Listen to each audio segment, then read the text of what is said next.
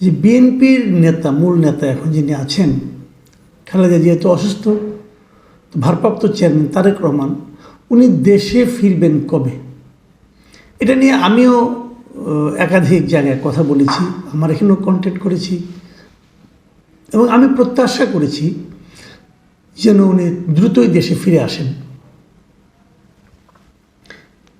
এই বিষয়টা নিয়ে অনেকেই কথা বলেছেন এবং তার দলের নেতৃবৃন্দের মুখেও নানা ধরনের কথা শুনেছি।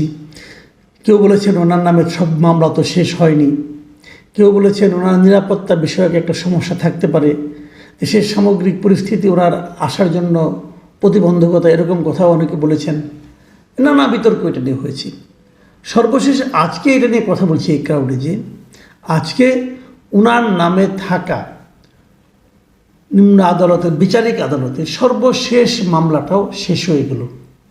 এই মামলাটা ছিল বসুন্ধরা গ্রুপের মালিকের ছেলে আর কি, তার বিরুদ্ধে একটা মামলা ছিল।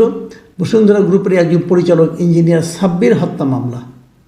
সেই মামলায় আসামি ছিল বসুন্ধরা গ্রুপের মালিকের ছেলে এবং বলা হচ্ছিল সেই মামলায় সেই মামলাটা তাদেরকে বসুন্ধরার ছেলে, মালিকের ছেলে যিনি ছিলেন, তাকে মামলা থেকে অব্যাহতি দেওয়া হয়েছে অথবা মামলাটা শেষ করে দেওয়া হয়েছে। এর পেছনে কাজ করেছিল তারেক রহমান এবং তৎকালীন স্বরাষ্ট্র প্রতিমন্ত্রী লুৎফুজ্জামান বাবর।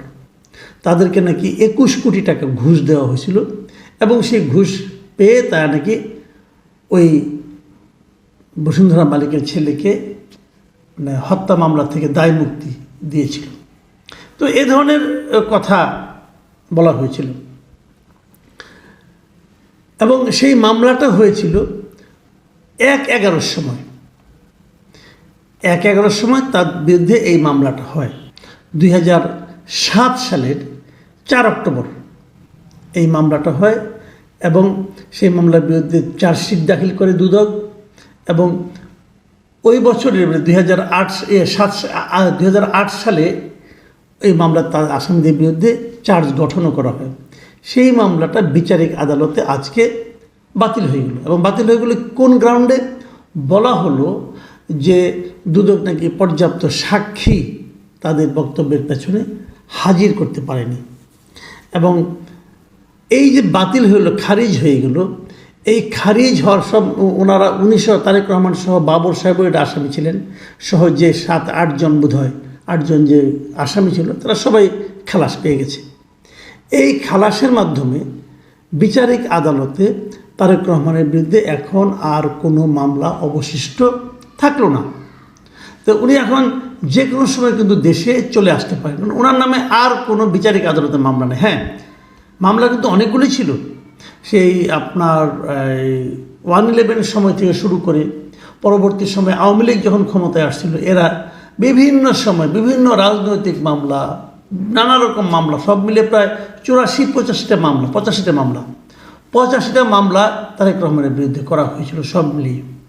সেই 85টি মামলার মধ্যে কয়েকটা বড় বড় মামলা ছিল, যেমন ধরেন আপনার 21শে আগস্ট গ্রেনেড হামলা, জিয়া অরফানেজ ট্রাস্ট দুর্নীতি মামলা, অবৈধ সম্পত্তির মামলা, সিঙ্গাপুরে মানি লন্ডারিংয়ের মামলা, নড়ালের একটা মানহানি মামলা ছিল এবং ঢাকার একটা রাষ্ট্রদ্রোহ মামলা ছিল। এই কটাকে বলা হয় যে বেশ বড় মামলা। এই 6টা মামলাতে তারেক রহমানকে সাজা দেওয়া হয়েছিল।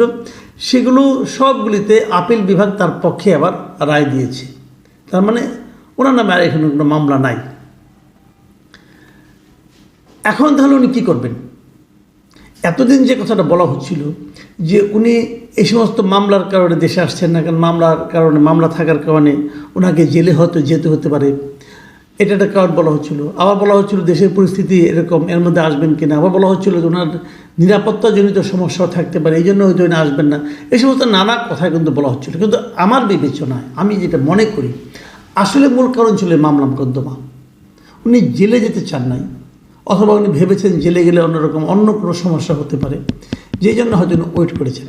এখন কিন্তু উনি মুক্ত মানুষ, যদি এখন উনি চলে আসেন তাহলে ওনাকে জেলে যাওয়ার আর কোনো আশঙ্কা থাকবে না। তো আমরা ধরেই নিতে পারি যে উনি এখন চলে আসবেন। কবে আসবেন এই প্রসঙ্গে আরও আলোচনা কিন্তু হয়েছে।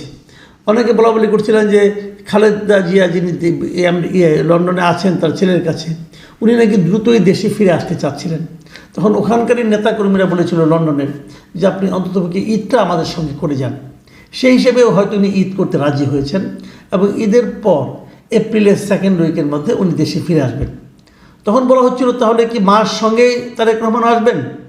আবার আরেকটা সূত্র বলল যে না, উনি একা ওনার সঙ্গে আসবেন না, হয়তো খালেদা জিয়া আগে যাবেন, তারপরে সপ্তাহখানেক পরে অথবা কিছুদিন পরে তারেক রহমান আসবেন। এটা ছিল আগের হিসাব।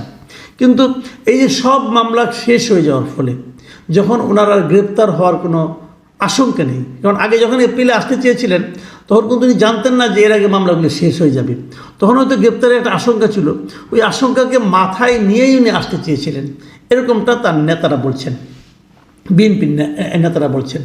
তো এখন যখন উনি মামলাই নাই আর কোনো, এখন উনি যে কোনো সময় আসতে পারেন।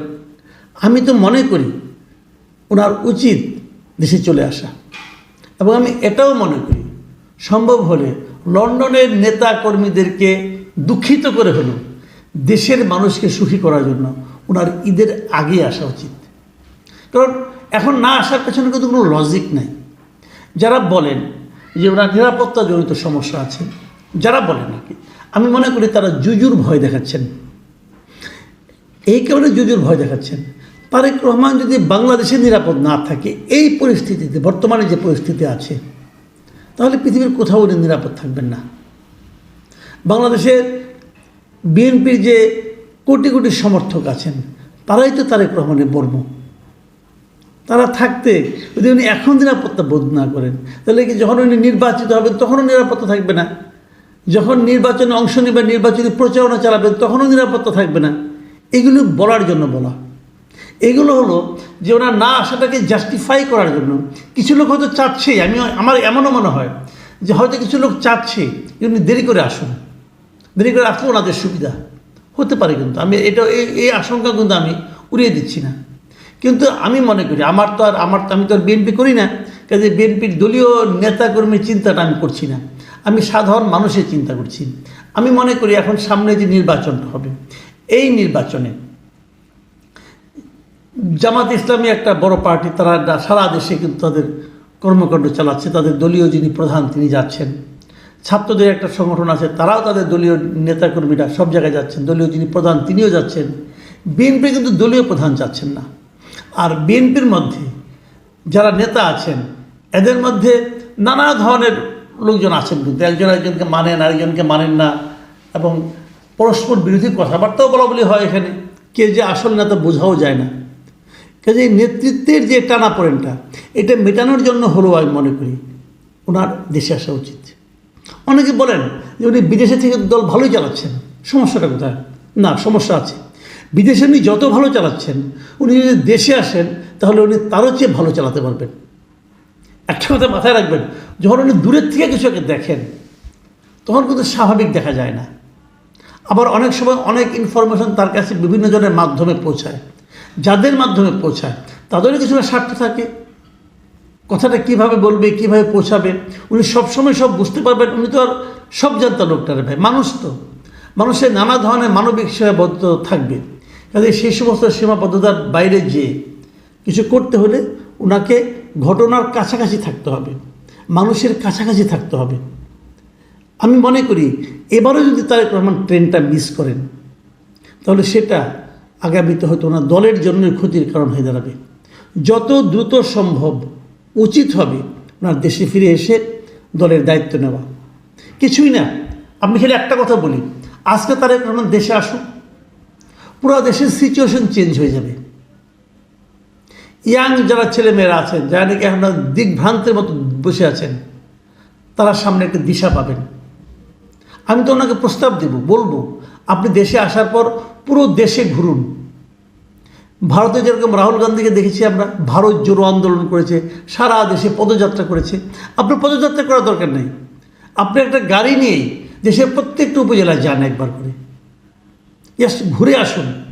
আপনি দেখবেন যে ক্রনিক ব্যাধিটা নিয়ে বিএনপি ব্যতিব্যস্ত হচ্ছে প্রতিনিয়ত, সেটা হলো কি প্রত্যন্ত অঞ্চলে চাঁদাবাজি।